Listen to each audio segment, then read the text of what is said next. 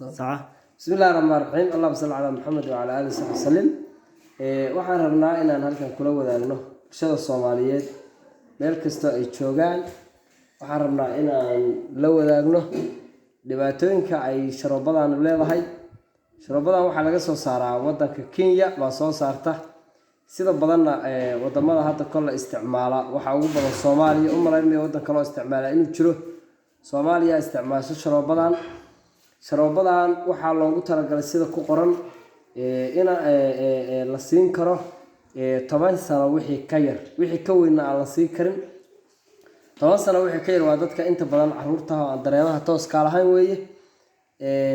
sharoobadan waxyaabaha ciladaha ay leedahay waxa kamid ah oo aan rabo inaan idin la wadaago ama aan idin tuso.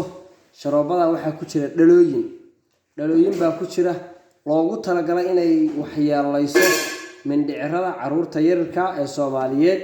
marka waxaan rabaa insha Allah taala inaan idin tuso baashan dhibaatooyinka aan ku arkay markii aan tijaabiyay ayaa rabaa inaan idin tuso idin la wadaago baan rabaa. waxaan rabaa marka hore waa xiraya waatan waan ruuxay.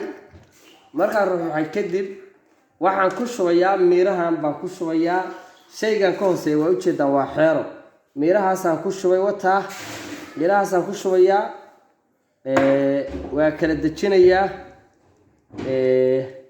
markaan kala dejiyo kadib waxaa dhacaysa in ay meeshii wax ku haraan. waxaan u adeegsanayaa biyahan baan ku sii shubayaa si ay uga dhamaato meesha oo aan waxba ugu harin. si ay meesha uga dhamaato oo aan waxba uga harin.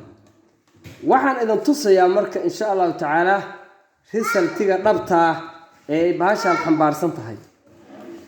baan idin tusayaa iyo dhibaatooyinka ay u geysanayso caruurta Soomaaliyeed. waxaan ku sameynayaa maradan baan saarayaa waxa aan ka soo qaaday oo aan idin leeyahay waa dhalooyin. halkan baan ku shubayaa halkan baan ku daadinayaa.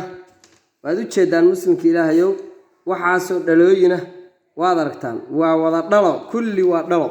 si fiican u fiiriya waa wada dhalooyin waxaas dhalooyinkaas ka wada buuxa kulligeed waa sidaas weeye.